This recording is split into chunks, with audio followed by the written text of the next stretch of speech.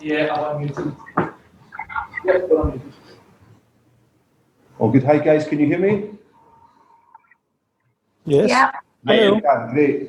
Sorry, slight delay there, maybe. So we have the Scottish media on, I think, also some guests from within the Latvian media, which is great. So welcome to you. My name is Ian Jamieson from Celtic, and this is the Celtic manager, Neil Lennon. So we'll just kick off with a short conference. Thanks for accommodating us local guys on Zoom. And we'll just begin, I think, with Alison, if we can.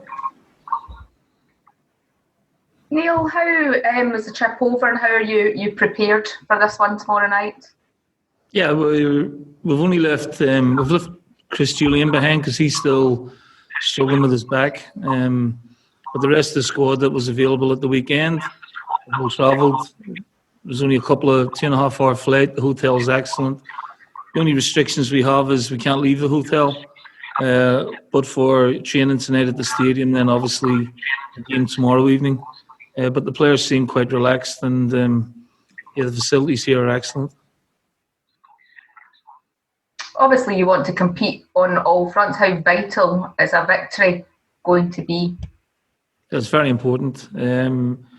Obviously, we've come out of the Champions League, which is a blow for us. So European football is important to a club like Celtic every season. So this game's pivotal in what we want to do. Our endeavours to make the group stage of the Europa League, and that opens up the whole season. So we're taking this game very seriously. We've got great respect for our opponents tomorrow evening, and we'll have a strong team available. What have you made of Riga, and how difficult is it to sort of maybe scout foreign opposition during this whole COVID pandemic? Well, obviously you can't see them live. You can't get live viewings, so you just go off, the most recent games. They're keeping clean sheets, so they're tough team to break down. And in Mbombo, we've got a very physical, strong centre forward. We've got good sort of discipline in their shape. And obviously we're away from home in Europe, so we know that brings its own difficulties. They had a great result against Copenhagen, last year, where they won 1-0. Obviously they lost the tie over the two games. So, yeah, this is going to be a very difficult game for us. We're under no illusions of that. You mentioned the blow of getting knocked out of the Champions League, but does last season's Europa League run just show you how this competition can throw up, Champions League opposition and a Champions League feels to certain matches? You look at the home and away wins in over Lazio. Yes, and it stimulates your season.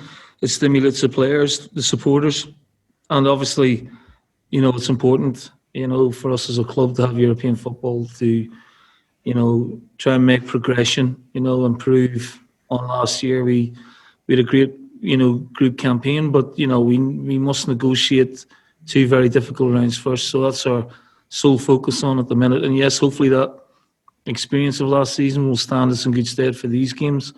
But it's a one-off time. We have to get everything right.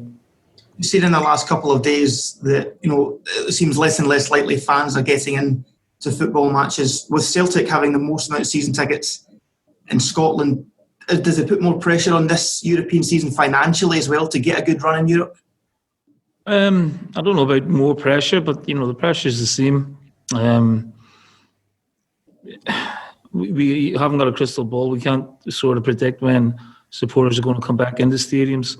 I think we should endeavour to try and push on with it if we can, even though, restrictions are, being tightened. I know it sounds a bit contradictory, but, where would you rather watch a football game, or where is it safer, in an open-air venue or in a restaurant or a bar indoors? I think the open-air venues are far safer, and certainly you've got less chance of catching anything. And we want...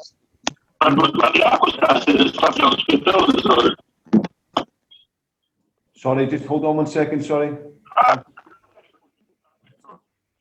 And, you want supporters in the stadium because the game's not the same. We've seen some, sporting associations yesterday, saying for the whole infrastructure of some of the sports in the UK, it's paramount that we get supporters back into watch sporting events. That's the crux of it, really. And I don't know if this is a damaging blow for what we're trying to do, but we'll still endeavour to try and get people back in the stadium sooner rather than later. Neil, are you disappointed that seems further away now than it was prior to the governmental announcements? It looks like they're pausing, they're delaying, and from UK government they're saying, look, maybe till March, April. Yeah, I mean that's very stark, and if that's a reality, it's very, very disappointing. But with these things, circumstances, situations have changed, day by day, week by week during this pandemic, and hopefully, that will, that rate or that sort of date, that length of time may come down quicker than we hope. And I guess, Neil, because you've got a big squad and you're a big club, I mean, Celtic, you said this actually, you've been on record as saying Celtic aren't immune. The longer fans stay away, maybe the more in trouble even a club like Celtic might be in terms of the finances. I think if you just look throughout, UK football, whether it be in the Premier League where, they could lose £700 million, it's a huge amount of money. And the Championship, League One and League Two, it's a very, very sort of precipice, dangerous precipice we're standing on at the minute. And, Celtic aren't immune to that. And a lot of clubs in Scotland won't be immune to it either. Looking at some of the comments from other managers in England and obviously some of the governing bodies, it is a, very worrying situation that's arisen, regarding the welfare of sport going forward. And I wonder if you would hope you might get the same support from the Scottish government as some of your counterparts in England are hoping for from the UK government. Yeah, we've got to try and find some sort of smart solutions to this. There has to be, it can't just be closed door and that's it. There's got to be some sort of middle ground or some sort of compromise we can find to, make things better for not just football but for all sports really, because the infrastructure of some of these sports could collapse. Still so much speculation about Christopher Ayer. What is his mindset? Do you have to just remind him to keep focused while everything is the same? He is. He's very focused. He will start tomorrow. He's looking forward to the game, and you can't control speculation. Like I've said, as always, there's been no concrete offers, no confirmation of anything, and we don't want to sell him. And he's in a good place mentally. So I've spoken to him on it yesterday, and I'm there as a support for him, which sometimes can be a very distracting situation he finds himself in. So, he's getting all the support he can from myself and my backroom team as well, obviously, as his teammates. Just back to this game, Neil, in terms of it being this one-legged tie, is that still something the players are getting used to, or you need to try and get them in that mindset to make sure there's no margin for error? Yeah, I don't think the players are well prepared for it. They've, played in a lot of one-off cup ties domestically. This is different, obviously, little change of mentality, and you're away from home against, relatively unknown opponents. So, we're trying to prepare them as best we possibly can. But in terms of whether it's a one-legged game or a two-legged, they're well aware of what lies ahead of them. Do we have any questions from Riga Press?